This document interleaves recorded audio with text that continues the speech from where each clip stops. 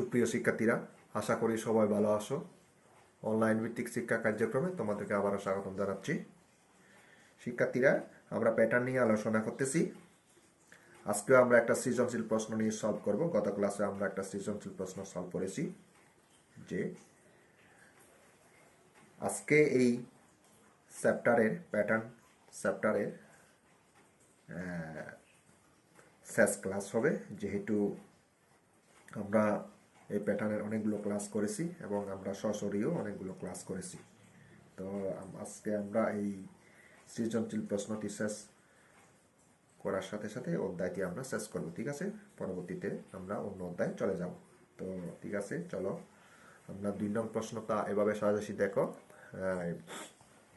যে আগের মতোই, যে -1 অর্থাৎ -1, 2, 5, 8, 11 একটি প্যাটার্ন, এভাবে একটা প্যাটার্ন দেওয়া হয়েছে। বলছে যে 25 এবং 37কে দুইটি বর্গের সমষ্টিরূপে প্রকাশ করো। প্যাটার্নটি কোন বীজগণিতীয় রাশিকে সমর্থন করে তার যুক্তি সহ উপস্থাপন করো। তালিকার প্রথম 100টি সংখ্যার সমষ্টি নির্ণয় করো। বলতে গেলে আগের মতোই, আগে যেভাবে আমরা সলভ করেছি, যে কিভাবে বীজগাণিতিক রাশি তৈরি করে নিতে হয়, এটা হচ্ছে মূল বিষয়। আর সমষ্টি তো আমরা জানি, হ্যাঁ, সমষ্টি কীভাবে বের করতে হয় এবং সমষ্টি সূত্রটা কি, সেই হিসাবে আমরা যদি মান বসাই, তাহলে আমরা সমষ্টি সূত্রটা বসিয়ে সমষ্টি বা যোগফল নির্ণয় করতে পারি। তাহলে দেখো, আমরা এখন 2 নং ক নং প্রশ্ন, 2 এর ক নং প্রশ্ন সলভ করি। যেহেতু 2 বর্গের সমষ্টি আমরা জানি যে কিভাবে করতে হবে। আমরা জানি 2 বর্গের সমষ্টি হচ্ছে আমরা এই 9 যোগ 16, যে আমরা যদি 9, 16 যেহেতু 25, 9 হচ্ছে একটি বর্গের সংখ্যা। দেখো, 3 স্কোয়ার গুণ 3 স্কোয়ার যোগ 4 স্কোয়ার। ঠিক আছে, এখন দেখো 34কে আমরা কীভাবে বের করতে পারি। দেখো, 34-এর সাথে কত যোগ করলে কত হয়, এমন সংখ্যা নিতে হবে যেগুলো বর্গের সংখ্যা হয়। তাহলে আমরা সেই হিসাবে পাই 9 যোগ 25, 9 5 14, 1 2 3, তাহলে সেই হিসাবে 3 স্কোয়ার যোগ 5 স্কোয়ার। তাহলে দেখো, এখন দুইটি বর্গের সমষ্টিরূপে আমরা প্রকাশ করেছি। এখন আমরা যাই খ নংয়ে, যে কীভাবে একটা বীজগাণিতিক রাশি তৈরি করবো। বীজগাণিতিক রাশি তৈরি করার আগে আমরা পাশাপাশি সংখ্যাগুলোর আগে পার্থক্য বের করে নিতে হয়। তাহলে দেখো, সেই পার্থক্যর উপর কিন্তু ডিপেন্ড করবে।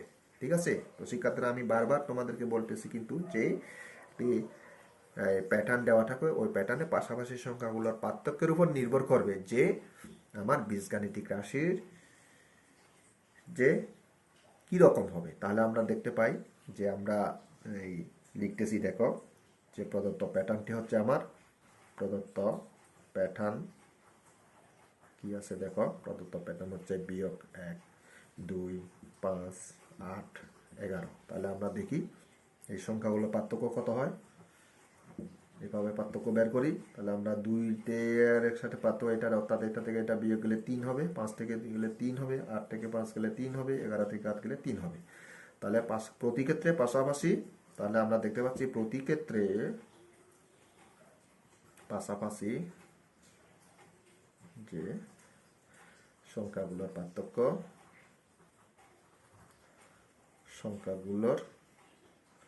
পার্থক্য হচ্ছে কত, 3। এখন দেখো, আমরা 3কে নিয়ে কিভাবে বীজগাণিতিক রাশি তৈরি করব। তো তাহলে আমরা লিখতে পারি প্রথম, আচ্ছা ওই পৃষ্ঠায় চলে যাই।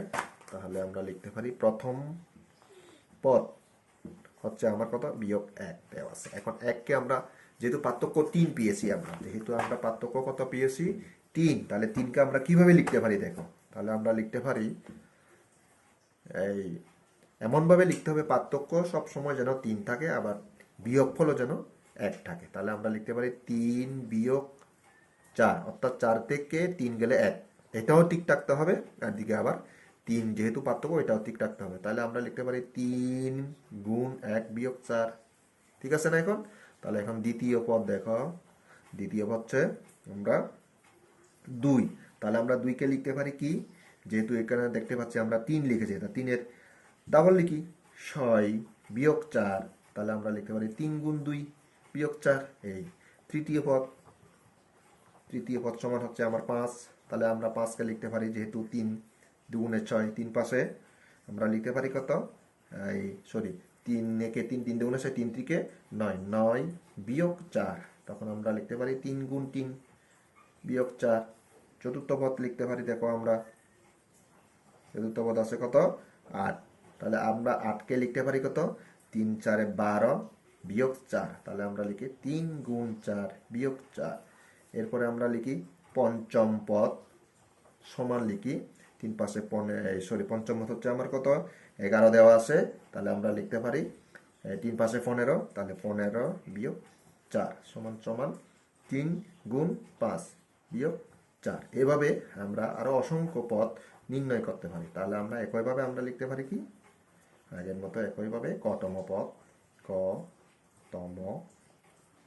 সমান হবে 3ক বিয়োগ 4। ঠিক আছে, অতএব আমরা লিখতে পারি অতএব প্যাটার্নটিকে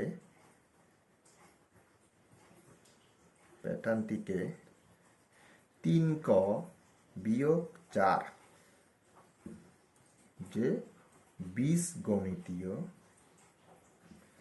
কি রাশি দ্বারা কি করা যায় প্রকাশ করা যায় বা কোন বীজগাণিতিক রাশিকে সমর্থন করে। তাহলে প্রশ্নটা যেভাবে আছে ঠিক সেভাবে তোমরা লিখে দিবে যে প্যাটার্নটি এত বীজগাণিতিক রাশিকে সমর্থন করে অথবা এত বীজগাণিতিক রাশি দ্বারা প্রকাশ করা যায়। তাহলে এটা হচ্ছে আমার আসল।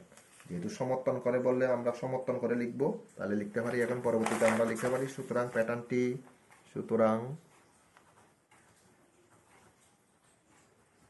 প্যাটার্নটি 3ক বিয়োগ 4 বীজগণিতীয়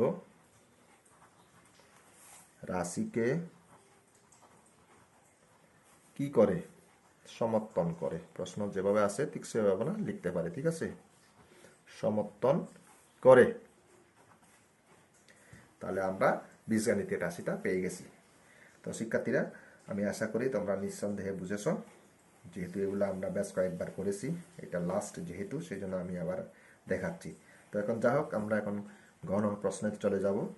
যে আমরা ক হতে পেয়েছি এটা লিখতে হবে ক হতে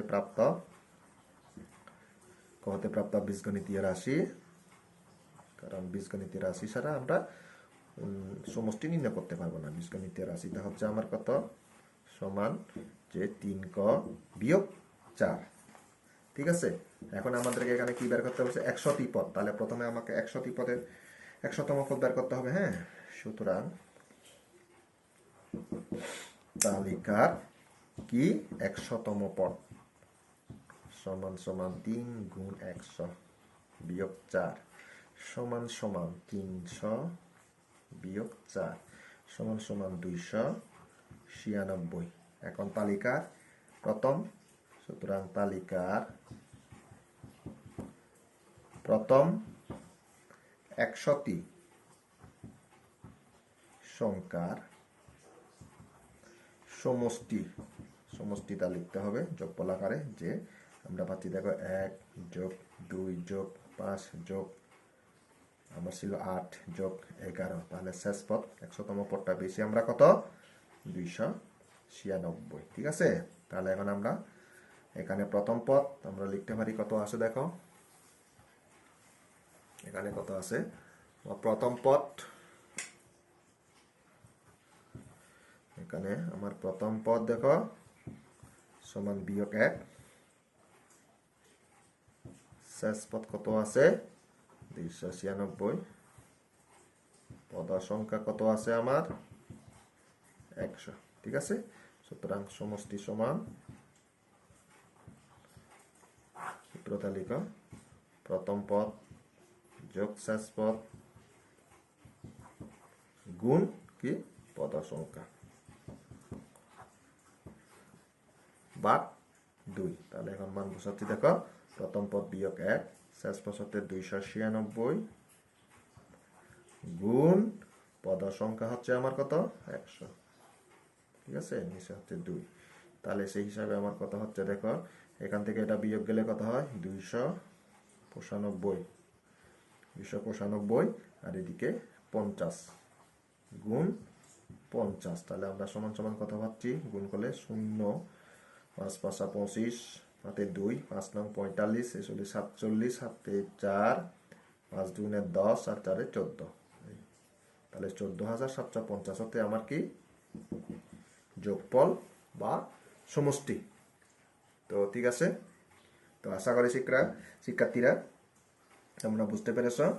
তো আমরা আজকের মতোই এই প্যাটার্ন চ্যাপ্টারটি শেষ করব। ঠিক আছে, তো তোমরা আরও বাসায় চেষ্টা করবা। আমি যেগুলো তোমাদেরকে সশরীরে ক্লাস করেছি, ম্যাজিক বর্গ দেখাইছি, বিভিন্ন ধরনের ম্যাজিক বর্গ 3, 4, 5 এগুলো দেখাইছি। হ্যাঁ, আর এই দুই বর্গের সমষ্টি রূপে প্রকাশ, যোগফল রূপে প্রকাশ, এগুলো দেখবা। আসল কথা হচ্ছে এখানে বীজগাণিতিক রাশিটা আগে কীভাবে তৈরি করতে হয় সেটা ভালোভাবে জেনে নিতে হবে। তাহলে বীজগাণিতিক রাশিটা যদি তোমরা তৈরি করতে পারো তাহলে বাকি অঙ্কগুলো সবগুলো পারবে। ঠিক আছে, তো শিক্ষার্থীরা আমরা আজকেই এই সপ্তাহটি শেষ করলাম। ঠিক আছে, তো তোমরা উদাহরণে অনেকগুলো অঙ্ক আছে, বিভিন্ন জ্যামিতিক প্যাটার্নের বিভিন্ন অঙ্ক আছে, তোমরা সেগুলো দেখে নেবে। আমরা যখন সশরীরে ক্লাস করব, সিলেবাস যদি আমরা শেষ করতে পারি তখন আমরা আবার এগুলো রিভিশন করব। ঠিক আছে, তো আজকে এই পর্যন্ত, সবাইকে ধন্যবাদ।